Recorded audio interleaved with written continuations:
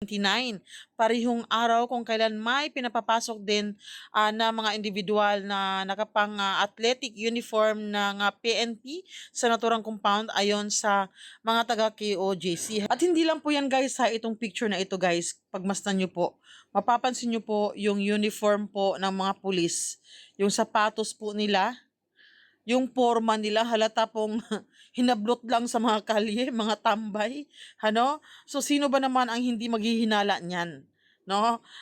Diyan pa lang ay masasabi mo na may kakaiba talagang gagawin itong si Tori na ito diyan sa loob ng KOGC. At ayan pa guys may matanda pa na pulis.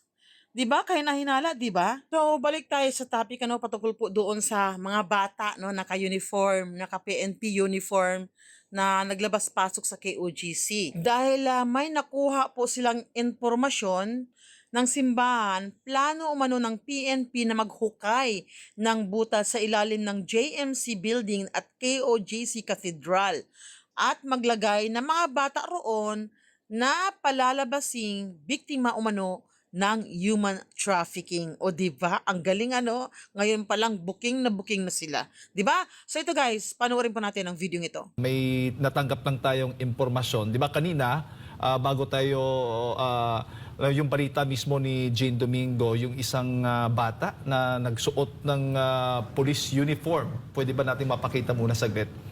Kasi may balita tayong natanggap.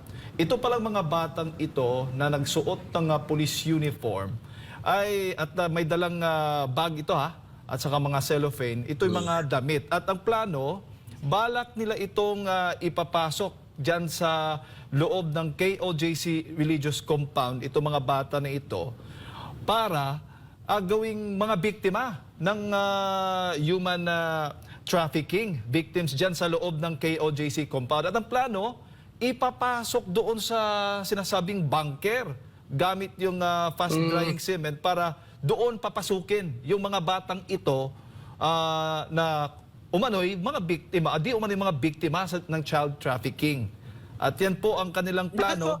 Kaya may mga gamit silang construction, yung construction na pinapapasok at hindi pinadadaan dyan sa scanner. Yan po yung... Naka-cover ba yung mga faces ng mga bata? Naka-cover ba yung mga faces nila? Yung kanina na may batang nakunan tayo, hindi naka-cover hindi itong mga ganitong mga bata na nakasuot ng nakasuot ng police uniform. So may paalala tayo. Bibisayain ko lang SAS para sa mga kababayan natin, mga missionary workers nandyan mismo sa KOJC para malinaw tayo nandyan mismo sa loob. So pinaalalahanan po natin ang lahat ng mga missionary workers nandyan po sa KOJC Religious Compound na maging alerto po. Magbantay mo, nagasuot og uniform sa pulis nga mga batanon, mga minors na nagipasulod nila para ipakita nga mao daw biktima sa human trafficking sa kingdom. Ang uban nga mga gisulod nga bag og cellophane kay mga sanina sa mga bata para mao daw ebidensya nga gamiton para ipamugos nila nga na ay human trafficking victims diha sa KOJC compound. So paalala po yan sa mga missionary workers. Nag-construct po sila ng bunker gamit po ang fast drying cement para diha pasudlon ang mga bata nga daw biktima sa child trafficking. Ilahan na ng giplano maunang na mga gamit mga construction gipasulod nga wala giagi sa mga scanner na nandyan mismo. So yung mga construction materials po, mga pinapapasok nito mga pulis, hindi po nila dinadaan sa scanner. Yan pala yung plano nila ngayon. Kaya yan po ang panawagan at paalala natin sa mga missionary workers. Lahat po, maging alerto po kayo dyan. Yes, at kanina 'di ba mayroon ng report nga na nag-start na din drilling dun sa JMC basement, naririnig na natin. So, ito pala ang kanilang plano. So, mga kababayan, inuulit natin bantayan po natin 'yan at meron na talaga silang masamang balak diyan po sa loob ng compound. Itong mga SAS, itong sinasabi mong naka-cover, yung mga naka-uniform, yung kanina, pakiulit nga yung video kanina. Ito yung mga ginamit nila, ng mga pulis, sabi, pulis kasi nakasuot ng uniforme. Ito yung mga kinuha nila at sinasabing nagbubutas doon sa JMC. Para mga worker, parang ganon. Oh, so yan po ang paalala natin sa mga missionary workers dyan po sa KOJC Religious Compound. Maging alerto po kayo lahat dyan po. Tsaka witness na ngayon ng ating mga kababayan kung sila magiging successful dyan mag-stage ng drama, inunahan na po namin kung may lalabas man sila dyan na documentation or parang news na nahuli or nakita ang mga umani biktima ni pastor ng human trafficking. Ayun po ay malaking kasinungalingan. Inunahan na po natin ang kanilang masamang plano. Alam mo, sige, go, Ma'am Sat. Go, Ma'am Sat. Ikaw muna, Coach Oli. Kasi ito, yan ang plano talaga nila dito. Tanim witness na po ang plano talaga. Kasi ginawa na nila yan ang the first time. At na-interview po natin yung nanay, na-interview din ng mainstream media dahil pinapasok ang mainstream media, yan po talaga yung ginawa nila. Kaya talagang dahil nakakahiya na tong failure ni Torre, talagang hahanapan nila ng butas na merong nangyari ditong maganda sa kanilang KOJC siege. So ako hindi na ako mabibigla.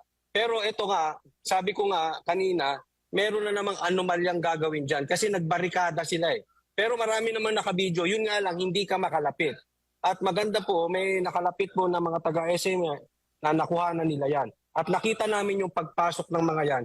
Kaya lang medyo malayo kami. Gaya na sabi ko, ay nakabarikada na po itong mga pulis.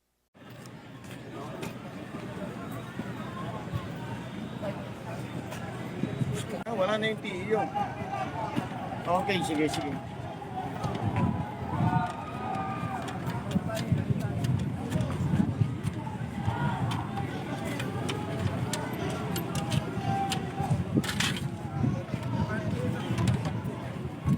Okay lang, sige. Okay na yun.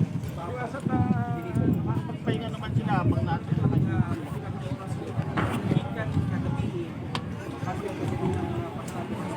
Okay, sige. Impute for and both lanes, meaning north and southbound lanes, can be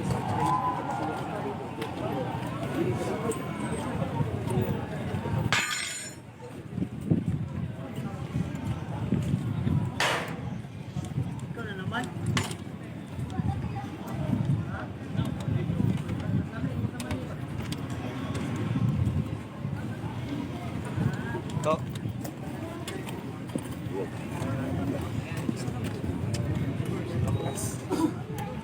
Tandaan nyo yung mga para pag binalik natin yung ticket.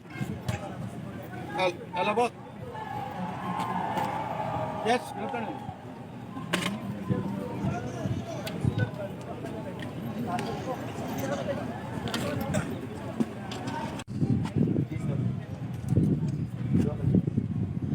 Right sa likod, Jis. Jis na. Jis na.